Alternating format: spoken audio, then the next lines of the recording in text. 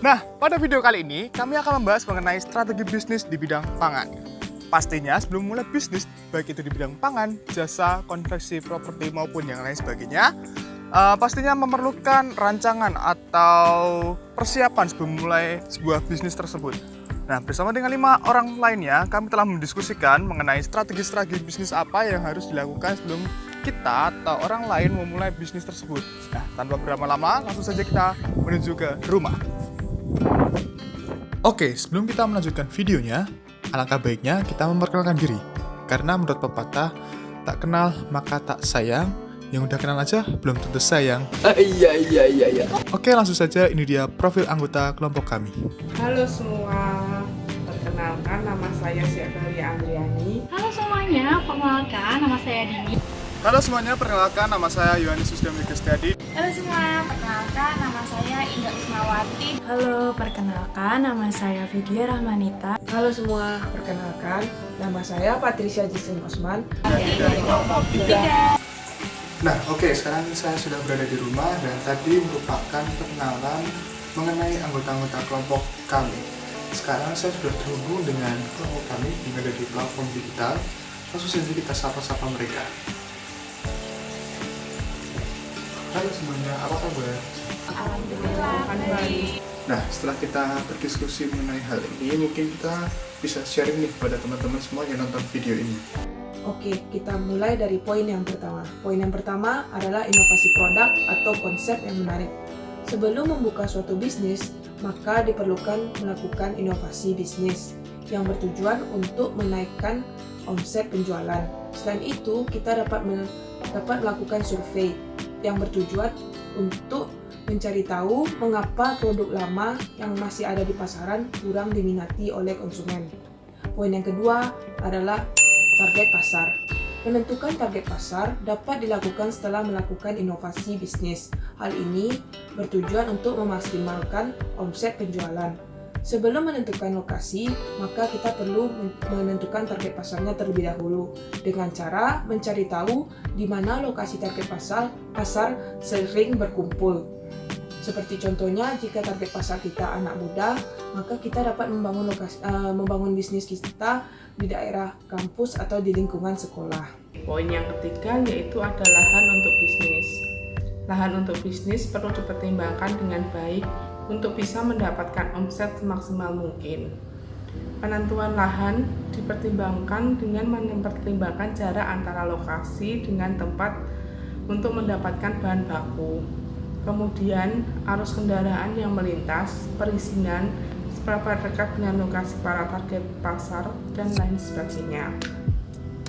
Selain itu, lahan bisnis juga harus mempertimbangkan area parkir agar tidak mengganggu alur lalu lintas.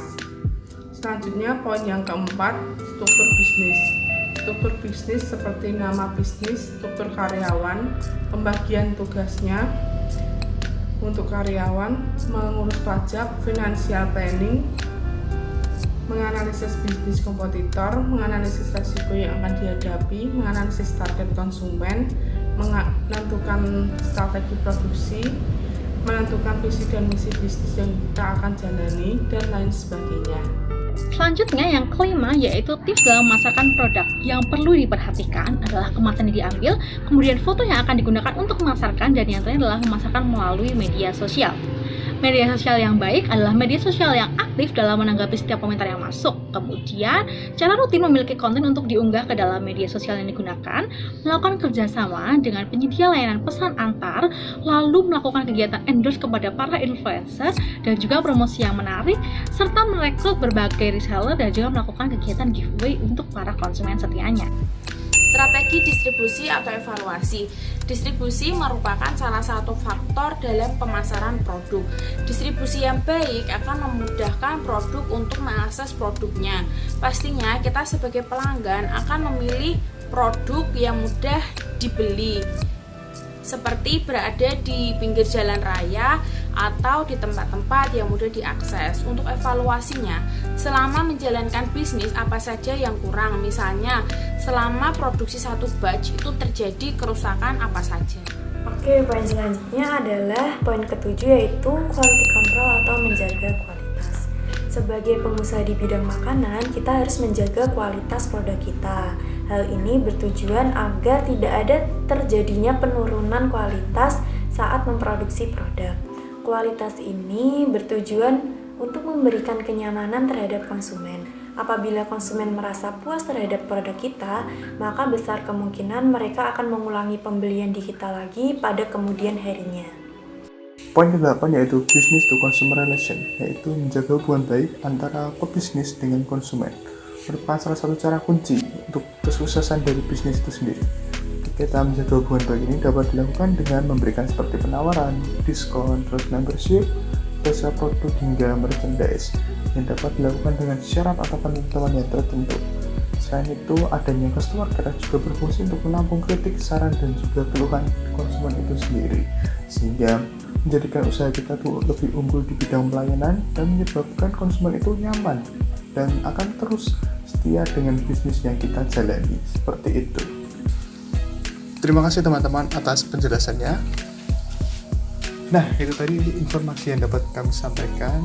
Semoga video ini dapat menambah wawasan kalian semua, dan kami mohon maaf apabila selama video ini berlangsung ada perbuatan maupun tindakan yang masih salah. Akhir kata, kami ucapkan terima kasih kepada kalian semua yang telah menonton video ini dari awal hingga akhir. Dan Sampai jumpa lagi. Bye-bye.